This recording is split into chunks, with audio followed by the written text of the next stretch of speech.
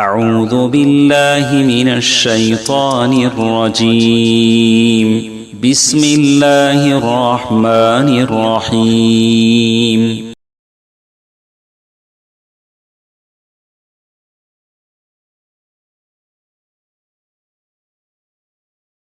تمام تعریفیں بزرگی و کبریائی اس اللہ وحدہ لا شریک کے لیے لائق و زیبا ہے جو ساری کائنات کا پروردگار اور پالنہار ہے۔ درود و سلام ہو سارے انبیاء پر، خصوصاً پیارے نبی محمد صلی اللہ علیہ وسلم پر، جنہوں نے ہر خیر کی طرف ہماری رہنمائی کی۔ حاضرین جمعہ، عزیز نوجوان دوستوں، پیارے بچوں اور قابل احترام میری اسلامی ماؤں اور بہنوں، خطبہ مسنونہ کے بعد میں نے آپ کے سامنے سورۃ المائدہ کی آیت نمبر 2 کا ایک چھوٹا سا حصہ آپ کے سامنے پڑھ کر سنایا۔ اس آیت میں اللہ تعالیٰ فرماتے ہیں وَتَعَاوَنُوا عَلَى الْبِرِّ وَالتَّقْوَى، تم نیکی کے کاموں میں، تقوی کے کاموں میں ایک دوسرے کا ساتھ دیا کرو، ایک دوسرے کی مدد کرو۔ وَلَا تَعَاوَنُوا عَلَى الْإِثْمِ وَالْعُدْوَانِ، برائی کے کاموں میں، گناہ کے کاموں میں، دشمنی کے کاموں میں آپ ایک دوسرے کا ساتھ نہ دیا کرو، ایک دوسرے کی مدد نہ کرو۔ پھر اس کے بعد میں نے آپ کے سامنے ایک حدیث پڑھی۔ اس حدیث میں پیارے نبی صلی اللہ علیہ وسلم ہمیں یہ تعلیم دے رہے ہیں کہ لوگوں میں سب سے بہترین انسان وہ ہے، سب سے بہترین خاتون وہ ہے جو دوسرے لوگوں کے لیے فائدہ مند ثابت ہو، جو دوسروں کے لیے نفع مند ثابت ہو سکے۔ تو ان دونوں ایک حدیث اور ایک آیت میں اللہ تعالیٰ ہمیں یہ پیغام دینا چاہتے ہیں کہ ہمارا وجود، ہمارا اس دنیا میں رہنا دوسروں کے لیے فائدہ مند ثابت ہو۔ ایسا نہ ہو کہ میرا وجود سامنے والے کے لیے، دوسروں کے لیے شر کا باعث بن سکے، دوسروں کے لیے تکلیف کا باعث بن سکے۔ ایسا نہیں، بلکہ میرا اور آپ کا وجود اس دنیا میں دوسروں کو فائدہ پہنچانے والے بنے، دوسروں کو نفع مند بنانے والے بنے۔ ہمارا وجود ایسا ہو، دوسروں کا ساتھ آنا، دوسروں کے مشکل میں کام آنا، دوسروں کی مدد کرنا، یہ اتنا بڑا کام ہے کہ اس کے سلسلے میں اللہ کے رسول صلی اللہ علیہ وسلم نے بہت ساری خوشخبریاں دی ہیں۔ پہلی خوشخبری یہ ہے کہ جو بندہ دوسروں کی مدد کرے گا، جو بندہ دوسروں کے ساتھ دیتا رہے گا، اللہ تعالیٰ کبھی اس کو ذلیل نہیں کرے گا، کبھی اس کو دنیا میں رسوا نہیں کرے گا، کبھی وہ کسی کا منہ اس طرح نہ دیکھے گا کہ وہ کوئی اس کو ذلیل کر سکے۔ کہ پہلی وحی نازل ہونے کے بعد اللہ کے رسول صلی اللہ علیہ وسلم ام المؤمنین خدیجہ رضی اللہ عنہا کے پاس آتے ہیں اور آ کر کہتے ہیں کہ خشیت علی نفسی، مجھے میرے جان کا خدشہ لاحق ہے، مجھے اپنی جان کے ہلاک ہونے کا ڈر لاحق ہو رہا ہے۔ تو اس وقت ام المؤمنین خدیجہ رضی اللہ عنہا نے جن خوبیوں کا تذکرہ کیا آپ جانتے ہیں کہ ام المؤمنین خدیجہ رضی اللہ عنہا نے کہا کلا واللہ لا یخزیک اللہ ابدا، ہرگز ایسا نہیں ہو سکتا ہے کہ اللہ تعالیٰ آپ کو کبھی رسوا نہیں کرے گا، کبھی آپ کو ہلاک نہیں کرے گا، کیونکہ آپ کمزوروں کا بوجھ اٹھاتے ہیں، آپ ضرورت مندوں کی ضرورت کو پورا کرتے ہیں، اور آپ جو کمزور لوگ ہیں، جو حاجت مند ہیں، ان کی آپ حاجتوں کو پورا کرتے ہیں، اور آپ مہمانوں کی مہمان نوازی کرتے ہیں۔ یہ جتنی بھی خوبیاں بتائے اللہ کے رسول صلی اللہ علیہ وسلم کے بارے میں خدیجہ رضی اللہ عنہا نے، یہ اللہ کے رسول نبی بنائے جانے سے پہلے ایک عرب کے معاشرے میں اللہ کے رسول صلی اللہ علیہ وسلم دوسروں کا کام آیا کرتے تھے، دوسروں کی مدد کیا کرتے تھے۔ اور اسی طرح سے جس معاشرے میں بھی، جہاں کہیں بھی ایک دوسرے کو مدد کرنے کا، ایک دوسرے کا ساتھ دینے کا جذبہ ہوگا، یقیناً اس معاشرے میں، اس جگہ میں، اس مجلس میں، جہاں پر بھی وہ کام کیوں نہ ہو، اللہ تعالیٰ ان لوگوں کے دلوں میں الفت و محبت کی فضا کو قائم کرتے ہیں۔ آپ جانتے ہیں مدینے سے مکہ سے مدینے کی طرف ہجرت کرنے والے جو صحابہ تھے، مکہ سے ہجرت کر کے جب مدینہ پہنچے تو ان کی مدد کرنے والے کو انصاری صحابہ کہتے ہیں۔ جو مدینے میں جو صحابہ تھے ان کو انصاری صحابہ کہتے ہیں۔ انصار عربی زبان میں کہتے ہیں مدد کرنے والے کو۔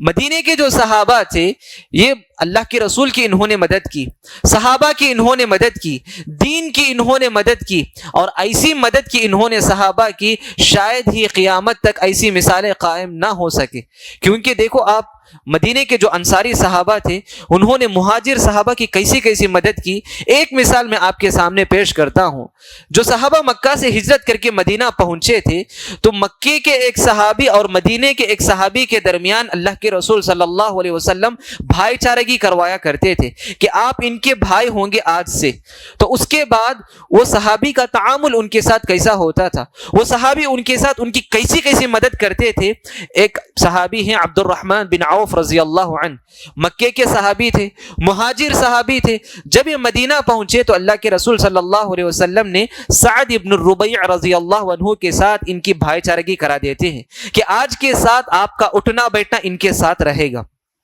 تو جیسے ہی ان کے ساتھ بھائی چارگی ہوتی ہے تو اس کے بعد سعد ابن ربیع رضی اللہ عنہ عبد الرحمن بن عوف سے کہتے ہیں انی اکثر الانصار مالا، کہ میں انصار میں سب سے زیادہ مالدار میں ہوں۔ فَأُقَاسِمُكَ مَالِ شَطْرَيْن، تو میری جتنی پراپرٹی ہے میں اس میں سے آدھا مال آپ کو دے دیتا ہوں، آپ آدھا مال رکھ لیجئے میں آدھا مال رکھ لیتا ہوں۔ دیکھیں وہ مہاجر صحابی جو مکے میں سب کچھ چھوڑ کر آ گئے تھے، خاندان کو چھوڑ کے آ گئے تھے، بیوی بچوں کو چھوڑ کر آ گئے تھے، مال و دولت کو چھوڑ کر آ گئے تھے، جب مدینہ آ رہے ہیں تو خالی ہاتھ مدینہ پہنچے، لیکن سعد ابن الربیع رضی اللہ عنہ نے ان کے ساتھ ان کی کیسی مدد کی، انہوں نے کہا کہ میری جتنی پراپرٹی ہے اس میں کا آدھا آپ لے لو، باقی آدھا میں رکھ لیتا ہوں۔ اور انہوں نے یہ بھی کہا کہ میری دو بیویاں ہیں، میں ایک کو طلاق دے دیتا ہوں، آپ ایک سے نکاح کر لینا، میں ایک کو اپنی زوجیت میں رکھ لیتا ہوں۔ لیکن عبد الرحمن بن عوف رضی اللہ عنہ بھی ایک خوددار صحابی تھے، انہوں نے کہا دلنی علی السوق، مجھے بازار کا راستہ بتلا دیجئے، اللہ تعالیٰ آپ کے مال میں ایسے ہی برکت عطا فرمائے۔ پھر اس کے بعد وہ بازار جاتے ہیں اور کاروبار کرتے ہیں۔ اس کے بعد مدینے کے سب سے مالدار صحابی میں عبد الرحمن بن عوف رضی اللہ عنہ کا نام آتا ہے۔ تو دیکھیں ایک صحابی مدینے کے وہ صحابی جن کے اندر خود غرضی تھی، جاہلیت کے رسم و رواج میں تھے، لیکن اللہ کے رسول صلی اللہ علیہ وسلم نے ان کے اندر دوسروں کو مدد کرنے کا کیسا جذبہ پیدا کیا، جس کی وجہ سے ایک مثالی معاشرہ قائم ہو سکا۔ اور اسی طرح سے دوسروں کی مدد کرنا، دوسروں کا کام آنا، اس کا ایک بڑا فائدہ یہ ہے کہ یہ نفل عبادتوں سے بھی افضل عمل ہے۔ نفل جو عبادتیں میں اور آپ جو کرتے ہیں اس سے افضل عمل یہ ہے کہ ہم دوسروں کا کام آئے، دوسروں کی مدد کریں۔ اللہ کے رسول صلی اللہ علیہ وسلم نے فرمایا لَأَنْ أَمْشِيَ مَعَ أَخِي الْمُسْلِمِ فِي حَاجَةٍ أَحَبُّ إِلَيَّ مِنْ أَنْ أَعْتَكِفَ فِي مَسْجِدِ هَذَا شَهْرًا۔ سبحان اللہ، دیکھیں اللہ کے رسول صلی اللہ علیہ وسلم نے فرمایا میں اس بات کو پسند کرتا ہوں کہ میں اپنے کسی مسلمان بھائی کی ضرورت کوئی ہے، کسی مسلمان بھائی کی ضرورت کو لیتے ہوئے میں اس کے ساتھ چلا جاؤں، یہ میرے نزدیک بہتر ہے کہ میں اس مسجد میں، یعنی مسجد نبوی کی طرف اشارہ کرتے ہوئے اللہ کے رسول نے کہا کہ میں مسجد نبوی میں 1 مہینے اعتکاف کرنے سے بہتر ہے کہ میں کسی مسلمان بھائی کی ضرورت کو پورا کرنے کے لیے چلے جاؤں۔ تو دیکھیں کتنی بڑی بات ہے کہ ایک مسلمان کی مدد کرنا، ایک مسلمان کا ساتھ دینا، یہ نفل عبادتوں سے بھی افضل عبادت ہے، افضل عمل ہے۔ اور اسی طرح سے ایک اور خوشخبری یہ بتائی گئی کہ جو بھی بندہ کسی مشکل میں رہنے والے انسان کے مشکل کو آسان کرے، کسی تنگحال انسان کو، تنگ دست انسان کی اس کی تنگحالی کو دیکھتے ہوئے اس کی تنگحالی کو کم کرے، تو اللہ کے رسول صلی اللہ علیہ وسلم نے فرمایا واللہ فی عون العبد ما کان العبد فی عون اخی، جب بندہ اپنے دوسرے مسلمان بھائی کی، صرف مسلمان ہی نہیں بلکہ کسی کافر کی بھی آپ مدد کرتے ہیں تو اللہ تعالیٰ بھی آپ کی برابر مدد کرتا رہے گا۔ اگر آپ کسی ضرورت مند کی ضرورت کو پورا کریں، اگر آپ کسی تنگحال کی تنگحالی کو دیکھتے ہوئے اس کے تنگحالی کو ختم کرے یا اس کے مشکل کو آسانی میں تبدیل کرے تو اللہ تعالیٰ بھی آپ کی مشکل کو آسان کرے گا، آپ کے تنگحالی کو اللہ تعالیٰ دور کرے گا۔ مثال کے طور پر اگر کوئی ایک ایسا شخص ہے، بہت ہی تنگحال ایسا ہے کہ معمولی تنخواہ لینے والا ہے، مہینے کے ختم ہونے سے پہلے ہی وہ تنگحال ہو جاتا ہے، تنگ دست ہو جاتا ہے، اس کے گھر بار کے سلسلے میں وہ پریشان رہتا ہے،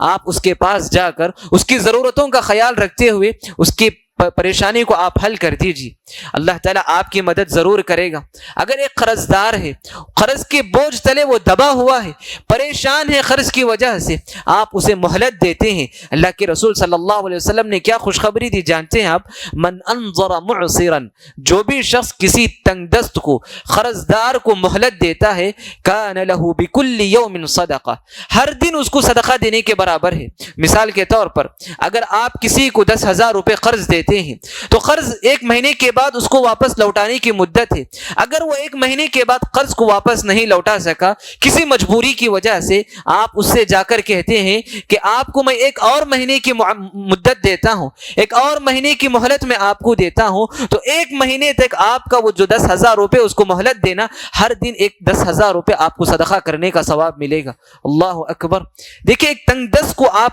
ساتھ دے رہے ہیں، اس کی آپ مدد کر رہے ہیں۔ اور اسی طرح ایک اور حدیث میں اللہ کے رسول صلی اللہ علیہ وسلم نے فرمایا، من انظر معسرا او وضع عنہ،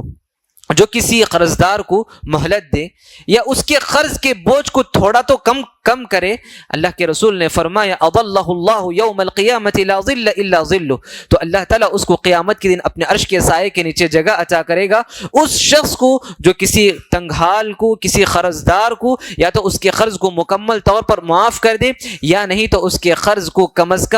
کم تو کر دے۔ اگر 10,000 روپے کوئی آپ سے قرض لیا ہے، آپ اس کی مجبوری کو دیکھتے ہوئے 5,000 آپ اس کو معاف کر دیتے ہیں، باقی 5,000 آپ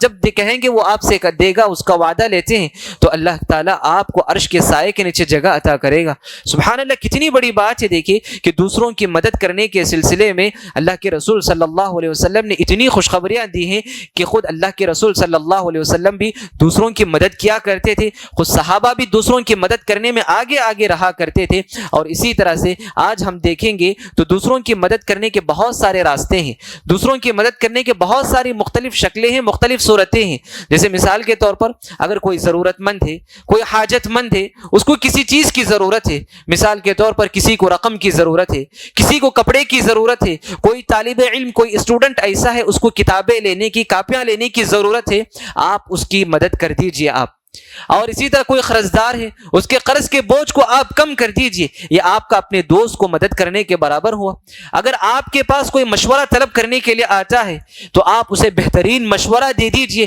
یہ بھی آپ کا اپنے بھائی کو مدد کرنے کے برابر ہوا۔ صرف یہ نہیں مدد کرنے کا مطلب کہ آپ پیسے سے دوسروں کی مدد کریں، آپ کے پاس اللہ تعالیٰ نے کچھ ہنر دیا ہے، کچھ صلاحیت، کچھ قابلیت آپ کے اندر ہے، آپ کچھ کام جانتے ہیں، تو آپ اپنے بھائی کو کام سکھا دیجئے۔ اللہ کے رسول صلی اللہ علیہ وسلم نے فرمایا تعین صانعا او تصنع لاخرق، کہ آپ کام جانتے ہیں تو کام نہ جاننے والے کو آپ کام سکھا دو، یہ بھی کیا ہے؟ ایک صدقہ ہے، یہ بھی ایک اپنے مومن بھائی کو ایک اس کی مدد کرنے کے برابر ہے۔ اور اسی طرح سے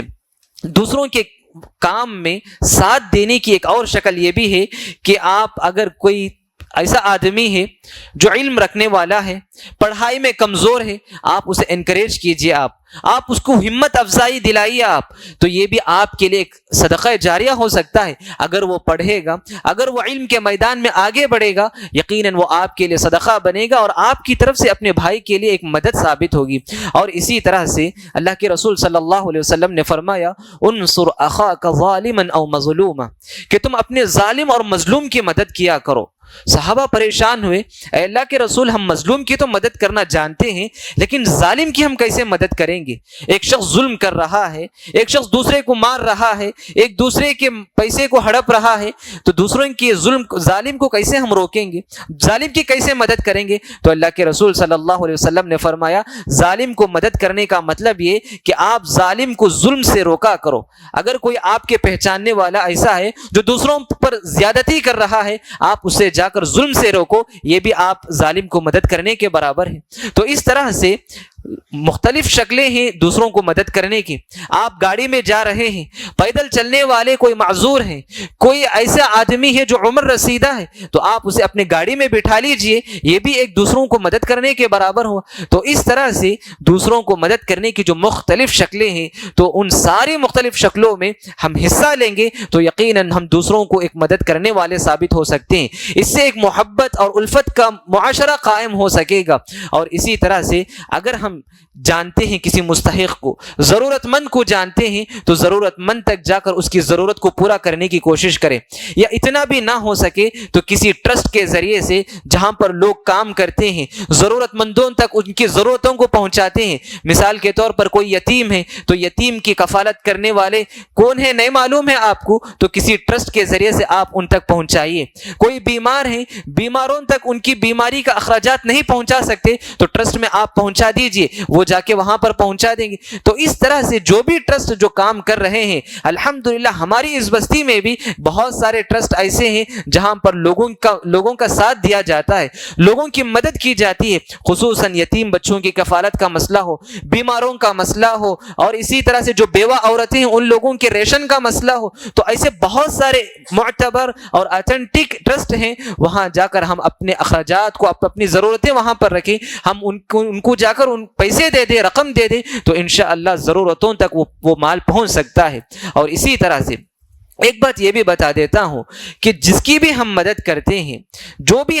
میری اور آپ کی مدد کرے گا، کم از کم ہم اس کا شکریہ ادا کریں۔ یہ آج ہمارے معاشرے میں، ہماری سوسائٹی میں یہ سنت ہمارے پاس نہیں ہے۔ اگر کوئی ہماری مدد کرتا ہے تو ہم بس خاموش ان سے گزر جاتے ہیں، لیکن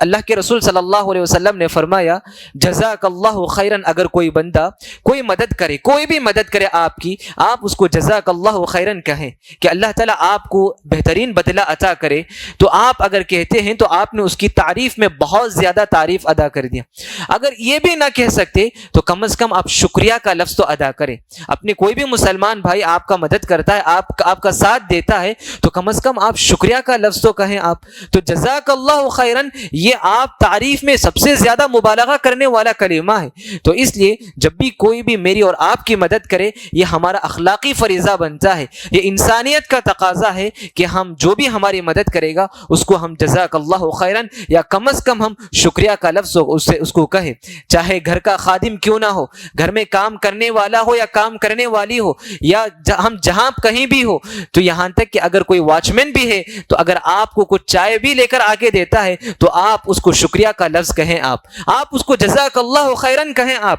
یہ اخلاقی فریضہ ہے۔ آپ بعد میں دیکھیں گے اس کا اثر کیا ہوگا، کہ اس کے دل میں کیسی خوشی محسوس ہوگی کہ ایک ہمارا جو مالک ہے، جو ہمارا جو باس ہے، وہ مجھے شکریہ کہہ رہا ہے۔ حالانکہ تنخواہ بھی آپ اس کو دیتے ہیں، لیکن ایک اخلاقی فریضہ ہے کہ جو بھی آپ کی مدد کرے گا آپ اس کو کم از کم شکریہ کا لفظ کہیں یا جزاک اللہ خیرن کہیں۔ تو یہ جو بات ہے کہ ہم دوسروں کو مدد کرنے کا، دوسروں کے لیے فائدہ مند ثابت ہونے کا، یہ بہت ہی اہم صفت ہے جو مجھے اور آپ کو آج اس صفت کو اپنانے کی ضرورت ہے، کیونکہ اللہ کے رسول صلی اللہ علیہ وسلم نے خیر کا لفظ بہت سارے لوگوں کے سلسلے میں کہا۔ ان میں سے ایک ہے خیر الناس انفعهم للناس، لوگوں میں سب سے بہترین انسان وہ ہے، سب سے بہتر شخص وہ ہے جو دوسروں کے لیے فائدہ مند ثابت ہو، دوسروں کے لیے اپنا وجود اس طرح بنائے کہ میں دوسروں کے لیے کسی نہ بھی کسی طرح سے میں فائدہ مند ثابت ہو سکوں، ایسا نہ ہو کہ میں دوسروں کے لیے تکلیف کا باعث بن سکوں، دوسروں کے لیے شر کا باعث بن سکوں۔